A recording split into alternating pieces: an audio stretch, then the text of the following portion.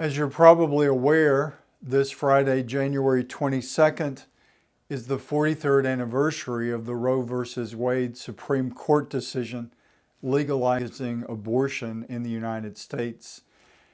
It's a sad commemoration, but one that we do need to be aware of so that we continue to represent what the Church has taught from her very beginning, that life is sacred from conception to natural death, that abortion is equivalent to murder. It is a strong stance that the Church has proposed and lived for all of her history. And we need especially today to be aware of that clear and really beautiful teaching of the sanctity of life.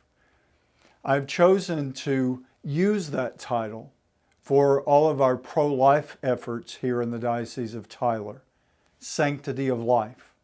As I mentioned in the banquet, the Sanctity of Life banquet last October, the first annual, it's important to recognize all the dimensions of the sacred life that God has given us, but never to let go of the important battle, really, that we face in the United States and throughout the world now for the sanctity of the unborn, that most precious life from conception until birth is a sacred life as well.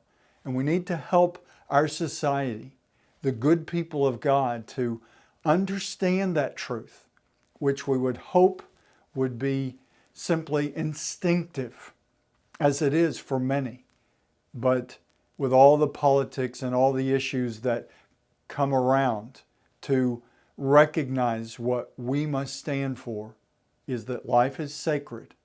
So the sanctity of life begins with that moment of conception in the wonder of God, with a man and a woman united in that mystery.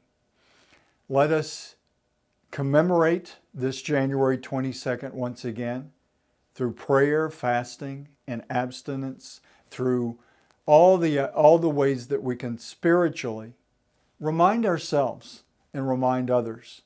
Certainly praying for those who have been lost to society through the murder of abortion, and praying for those who have suffered, the women and the men who have been touched by the scars that choosing to take a life always leaves on the human heart.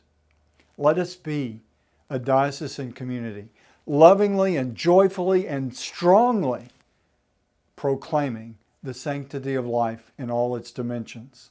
And let us renew that this Friday, January 22nd, with prayer and fasting, with a focus on recognizing that life is sacred, life is a joy to live, and let us proclaim the good news of Jesus Christ in that dimension of His message.